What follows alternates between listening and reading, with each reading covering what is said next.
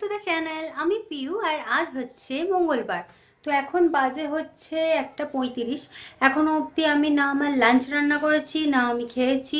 Just আমাকে দেখে বুঝতেই পারছো আমি এই মাত্র জাস্ট শ্যাম্পু করে এলাম। তো আজকে হেয়ারের একটু স্পেশাল কেয়ার করেছি। মানে শীতে মানে শুরুতেই অনেক দেখবে অনেকের খুব হেয়ার ফল হয়।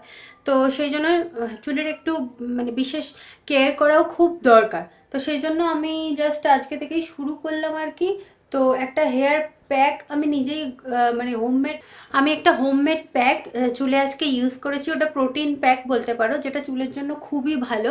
Silky, shiny, glossy, hair fall কমে যায়, সবই হয় আর কি।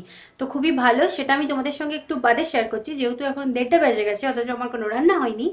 মানে রান্না হয়নি ইন দ্য সেন্সকে লাঞ্চে বানাবো সেরকম আর কি স্কোপ হয়ে ওঠেনি। আজকে অনেক কাজ ছিল, তোমরা তো দেখলে টুকটাক। আজকে বেশ একটা ক্লিনিং করার একটা ব্যাপার ছিল, তো সেগুলো সব করলাম। তো এখন যাচ্ছি চট করে রান্নাঘরে। আর চলো তোমাদেরকে গিয়ে দেখাই। মোটামুটি কিছুটা আমি জোগাড় মতো করে রেখেছি, জাস্ট মানে করবো আর কি, প্রেশার কুকারেই করবো, তাও তো ধুয়ে দিচ্ছি।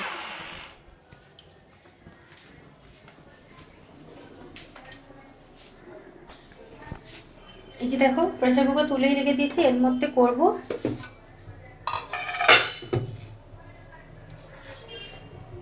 আর এই হচ্ছে ফুলকপি। আমি এটাকে কেটে পরিষ্কার করে নুন জলে ভিজিয়ে রেখে দিয়েছি, আর একবার জাস্ট ধুয়ে বসিয়ে দেব। আর আলুটা কেটে নেব। আর এই দেখো মশলাটা, এই হচ্ছে। এটা আমি অলরেডি একবার শেয়ার করেছি, তাই জন্য আজকে আর আমি শেয়ার করছি না। আজকে আমি দেখিয়ে মানে একবার শেয়ার করেছি, তোমরা আগের ভিডিওতে পেয়ে যাবে। তো এটা আমি অলরেডি একবার শেয়ার করেছি। তো আজকে আমি জাস্ট বানাবো, দেখো।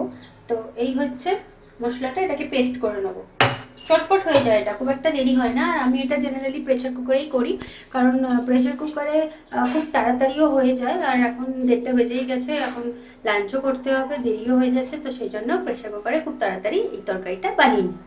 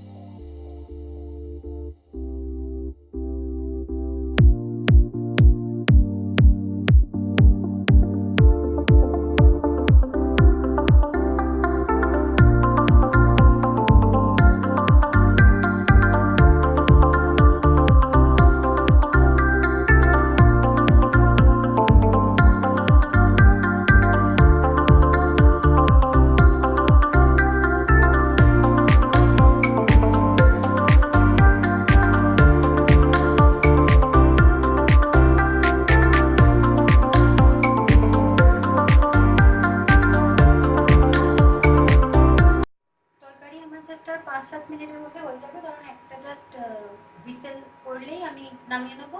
মানে আমার রেডি হয়ে গেল তরকারি। হ্যাঁ, আর যেটা জাস্ট হচ্ছে এখন আমি তরকারির সাথে দুটো রুটি করবো। 2-3টা রুটি করবো, তো সেটা আমি চটপট বানিয়ে ফেলি, কারণ অনেক দেরি হয়ে গেছে সত্যি কথা, লাঞ্চ করতে হবে। অর্ক ফোন করেছিল, ও বললো যে এত দেরি হয়ে গেছে এখনো লাঞ্চ করলোই, তো আমিও চটপট করে আজকে একটু কাজ ছিল, দেরি হয়ে গেল। তো যাই হোক, তাহলে চটপট করে আগে রুটিটা বানিয়ে নিই, লাঞ্চ করে নিই, তারপর আবার তোমাদের সাথে কথা বলছি।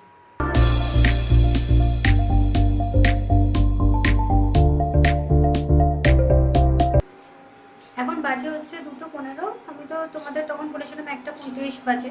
তো তাহলে ভাবো তার মধ্যেই আমার রুটি আর ফুলকপির তরকারি একদম হয়ে গেল, রেডি হয়ে গেল। খুব চটপট এটা প্রেশার কুকারে হয়ে যায়, তো ওই জন্য সব সময়টা এইভাবেই করি।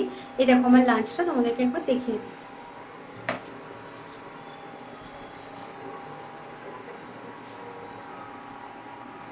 এই হচ্ছে আমার লাঞ্চ, রুটি আর ফুলকপির তরকারি। অনেক দেরিও হয়ে গেছে আর আমার প্রচন্ড খিদে পেয়ে গেছে, চলো আমি আগে খেয়ে নিই।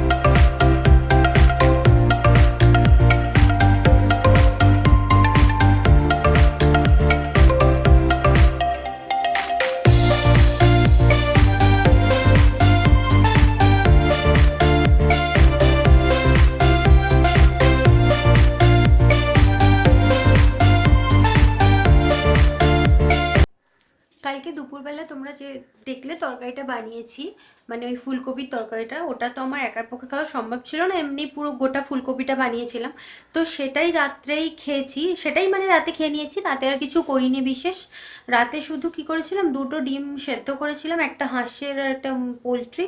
তো 2টো ডিম বয়েল করেছিলাম, করে তোমার জাস্ট একটু ভেজে ওই তরকারিটাতে দিয়ে একটু ফুটিয়ে নিয়েছিলাম, আর একটু রাইস করে নিয়েছিলাম, বাস এই আর কি। কালকে রাতে ডিনার হয়ে গেছিলো, কালকে রাতে ডিনার সেরকম স্পেশাল কিছু করিনি, বাস ওইটুকুই ছিল। তো যাই হোক, কালকে আর ব্লগটা তেমন কন্টিনিউ করিনি। আজকে সকালেও তেমন বিশেষ কিছু ছিল না, আজকে সকালেও তেমন বিশেষ রান্না করিনি। হ্যাঁ, তবে এরপর থেকে লাঞ্চ একটা রান্না করব নিজের জন্য, তো তোমাদেরকে দেখাবো। তো যাই হোক, আজকের ব্লগটা কিন্তু আমি এখানেই শেষ করছি। আর আজকের ব্লগটা যদি তোমাদের ভালো লেগে থাকে তাহলে অবশ্যই লাইক, কমেন্ট আর শেয়ার করো। আর যদি কেউ প্রথমবার আমার চ্যানেলটা ভিজিট করে থাকো তাহলে কিন্তু সাবস্ক্রাইব করতে ভুলো না। আর বেল বাটনটা অবশ্যই প্রেস করবে, তাহলে যখনই আমি কোনো নতুন নতুন ব্লগ আপলোড করব সঙ্গে সঙ্গে নোটিফিকেশন পেয়ে যাবে। তাহলে দেখা হচ্ছে পরে আর একটা ইন্টারেস্টিং ব্লগে। Thank you for watching. Till then, take care, tata.